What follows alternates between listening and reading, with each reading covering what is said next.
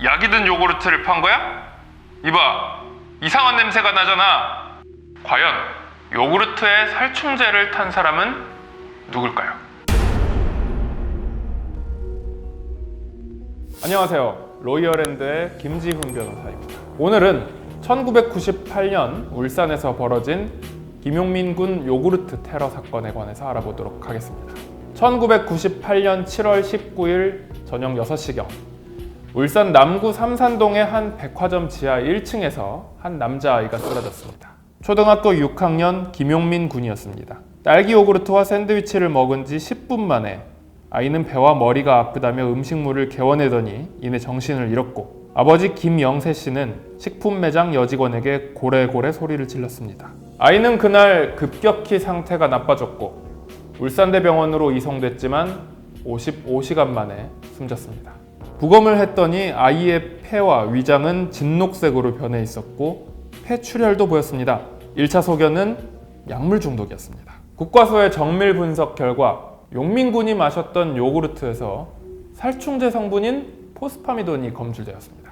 포스파미돈은 사람이 소량만 먹어도 사망하는 맹독성 약물이고 2012년부터 판매가 중단됐지만 사건 당시에는 농약상에서 흔히 구할 수 있는 살충제였습니다. 과연 요구르트에 살충제를 탄 사람은 누굴까요? 아버지 김 씨는 아들이 요구르트에서 이상한 맛이 난다고 뱉었고, 뱉은 요구르트에서 시큼한 식초 향이 났다고 진술하였습니다. 딸기 요구르트면 색깔이 연분홍해야 하는데 안에 청색이 보였어요. 경찰은 먼저 공장에서 농약이 들어갔을 가능성에 주목했습니다. 하지만 요구르트 제조사는 펄쩍 뛰었습니다. 제조부터 포장까지 전 작업이 전자동으로 이루어진다는 게 설명이었습니다. 전국 슈퍼와 백화점에 납품된 요구르트 중 약물이 주입돼 문제를 일으킨 제품은 용민이가 마신 것뿐이었습니다. 그런데 이렇게 경찰이 수사망을 좁히고 있을 때 아버지 김 씨가 사라졌습니다. 아버지는 용민이가 숨진 지 이틀 만인 24일 오전 10시쯤 빈소에서 연락이 끊겼습니다. 경찰은 앞선 2차례 조사를 통해 김 씨를 유력한 용의자로 의심하고 있었습니다. 김 씨는 의식을 잃은 아들을 병원으로 옮기는 급박한 상황에서도 증거를 확보해야 한다 라며 매장으로 20m를 되돌아가 요구르트를 가져왔습니다.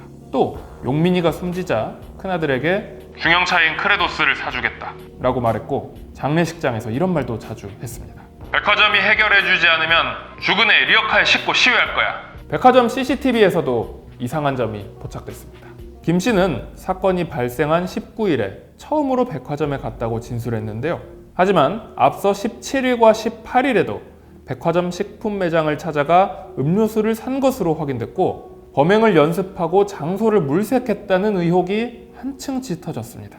당시 공소장에 따르면 평소에도 술을 마시면 약이라도 먹여 죽여야겠다 라고 말했던 김 씨는 아들에게 농약 넣은 음료수를 먹이기로 결심했고, 아들이 죽으면 음료 제조회사나 백화점에 거액의 보상금을 요구할 계획이었다 라고 적혀 있었습니다. 사건 당일 오후 5시 10분경 김 씨는 아들 용민이에게 햄버거를 사주겠다 라고 말하면서 집 밖으로 데려갔습니다. 백화점에 도착한 김 씨는 홀로 식품 매장에 들어가 180ml 요구르트 3개 한 묶음을 골라 계산했습니다. 지하 1층 화장실에 들어간 김 씨는 이 중 1개에만 살충제를 넣었고, 용민이를 샌드위치 매장에 데리고 간 김 씨는 살충제를 넣은 요구르트를 직접 아이에게 건넸습니다. 경찰은 용민이가 숨진 지 일주일 만인 29일 용민이의 아버지를 유력한 용의자라고 판단했고, 전국에 천장에 수배 전단을 뿌렸습니다.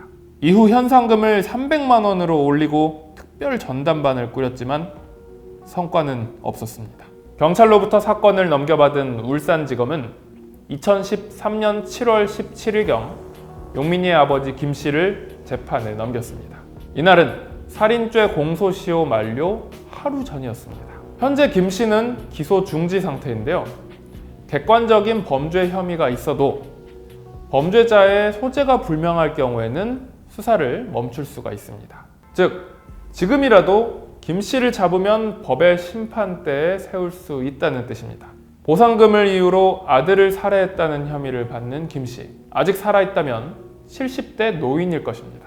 경찰은 2002년과 2004년에 각 울산과 언양의 한 도박판에서 김 씨를 봤다는 제보를 받고 찾았지만 결국 찾지 못했습니다. 또한 2013년에는 김 씨가 산에서 숨어서 산다는 제보를 받고 일주일 동안이나 산을 뒤졌지만 결국 또 찾지 못했습니다. 한간에는 스님이 됐다, 스스로 목숨을 끊었다 라는 소문도 있습니다만 결국 사람도 시신도 찾지 못했습니다. 돈 때문에 눈에 넣어도 아프지 않을 아이를 직접 살해하고 자취를 감춰버린 아버지. 그 아버지 김 씨의 마음은 지금 편할까요? 지금까지 로이어랜드의 김지훈 변호사였습니다.